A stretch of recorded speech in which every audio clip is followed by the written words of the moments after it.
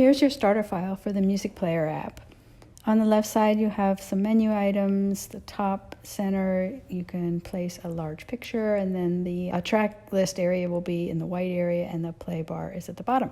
So this is how I've set mine up using the same format, and then I'm going to hold down the Option or Alt key on the name of the artboard, drag it over to duplicate it. So I have 2 copies of this artboard now, and I'm going to work on the play button at the bottom. So right now it's a pause button. So I'm looking at the second artboard. I'm going to copy the play button off of the track list and bring it down into the player area at the bottom. Change it to white, and then I'm going to remove the pause icon and slide the play thing over. Okay, my layers list on the left-hand side here, I'm going to actually move the icon down into the group 31, which is the group for all the little elements that make up the player area. And I'm going to slide over the progress bar just so we have a visual difference between when we're playing and pausing. And now I'm going to option click on the name and shift option click to get both of those screens and both those artboards and slide them down to duplicate them both. And I'm going to focus on the heart icon on the first track. So I selected it. I'm going to change it to red so that it's active. And I'm going to do the same thing over on the other screen here. So on the left-hand side, I have the screen that has the pause button, so it's the actual playing screen. And on this side, I'm on the other one.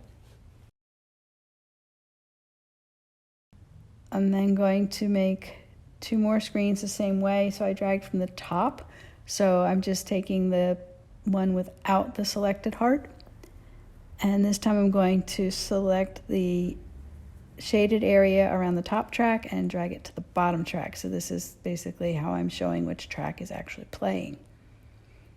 And then I'm going to option tap on the name of the artboard, shift option tap on the other one, and drag copies of these down to make another set. And this one I'm going to go back to the first song and change the heart to red again, or on both artboards.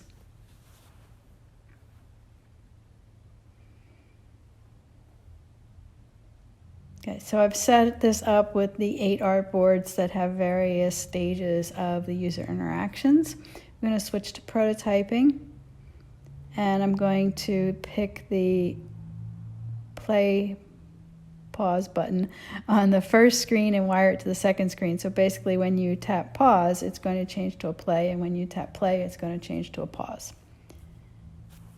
And then I'm going to take the heart icon on the first screen and wire it to the screen below, which is the one with the red heart. So when the user taps that gray heart on the first screen, it'll show them the red one in the same place. Okay, so I'm going to wire that heart down to the screen that has the red heart. And then I'm going to test the prototype. So if we tap on the play, it switches to pause. If we tap on pause, it switches back to play. That's working pretty good. Now if we tap on the heart, it doesn't do anything because we're on pause. If we tap on play, it turns to red. And that's because we only wired one of them. So we're going to go back to our prototype, and we're going to take the artboard that's on the right-hand side and wire the heart on the first track to the 4th artboard, so the artboard right below it with the red heart. Okay, so now you can see all the wires. It's very symmetric, so what's happening in the left-hand column of artboards is the same as what's happening in the right-hand column. So we'll test this again. So now if we do play and pause, that still works fine. And if we tap on the heart, we can still go back and tap play and pause. But if we want to tap to unselect the heart, that doesn't work because we haven't wired that yet. So let's go back to our prototype. And now we're going to take the red heart and wire it back up to the screen above it with the gray heart, and do that on both sides so that it works whether we're on play or pause.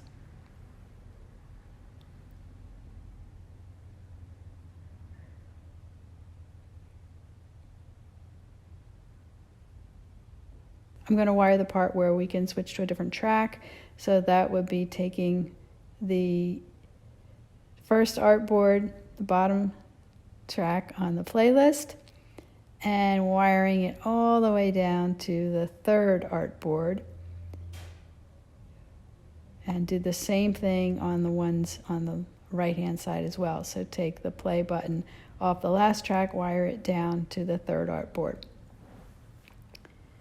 So now when we push play on that third track, it's going to show us the artboard that has the bottom track highlighted. Okay, so I'm going to zoom out so you can see all the wires for all my artboards. And remember, the left-hand side is when we would normally see when we're playing, so we see the pause button, and the right-hand artboards are when we are paused and we see the play button.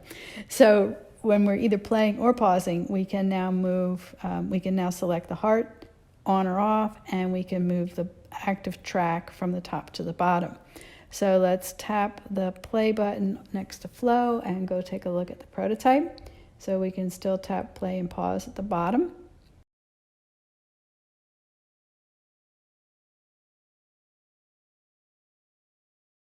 We can tap to select the bottom track, play and pause again. We can tap the heart even though the bottom track is playing, and we can select that, and we can tap the top track and go back up and have that be playing.